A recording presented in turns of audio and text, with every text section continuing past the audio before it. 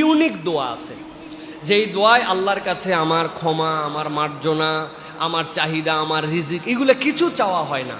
কিন্তু এই দোয়ায় আল্লাহর কাছে এমন কিছু চাওয়া হয় যে আল্লাহ এত খুশি হন, নবী করিম সাল্লাল্লাহু আলাইহি ওয়াসাল্লাম সাহাবায়ে কেরামকে আল্লাহর পক্ষ থেকে জেনে এই দোয়া শিখাইছেন। সুবহানাল্লাহ।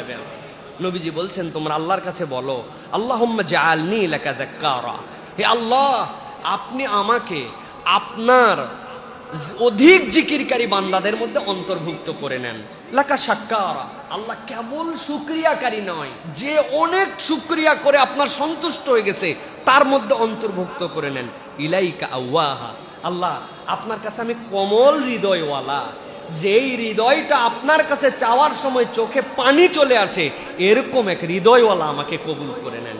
ইলাইকা মুনিবা লাকা মুখবিতা ইলাইকা আওয়াহা মুনিবা, আল্লাহ আপনি আপনার কাছে ফেরার মতো ফেরা, আল্লাহ আপনার কাছে কান্নাকাটি হৃদয়ওয়ালা, আপনার কাছে এমন দিল নিয়ে ফেরা যেই দিলটা আপনার কাছে বিনয়ী হয়ে যায়, এরকম একটা দিলওয়ালা বান্দা হিসাবে কবুল করে নেন। সুবহানাল্লাহ বলেন। তাহলে আমার কাছে গত সপ্তাহে জিজ্ঞাসা করেছিলেন, উত্তর দিয়েছি যে চোখে পানি আসে না।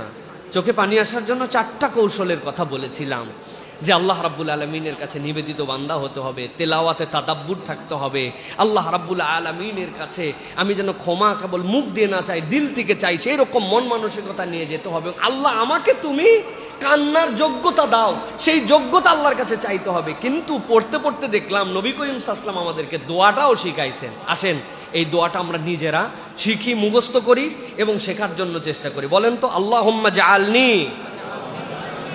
লাকা যাক্কারা লাকা শাক্কারা ইলাইকা আওয়াহা ইলাইকা মুনিবা লাকা মুখবিতা ইলাইকা আওয়াহা মুনিবা। আল্লাহ তুমি আমাদেরকে অধিক শিকর শকরকারী, অধিক জিকিরকারী, তোমার জন্য কন্দনকারী চোখ, ওই রকম দিলওয়ালা, তোমার কাছে একদম সমর্পিত হয়ে যাও আত্মাওয়ালা আমাদেরকে বানায় দাও। বলেন আল্লাহুম্মা আমিন।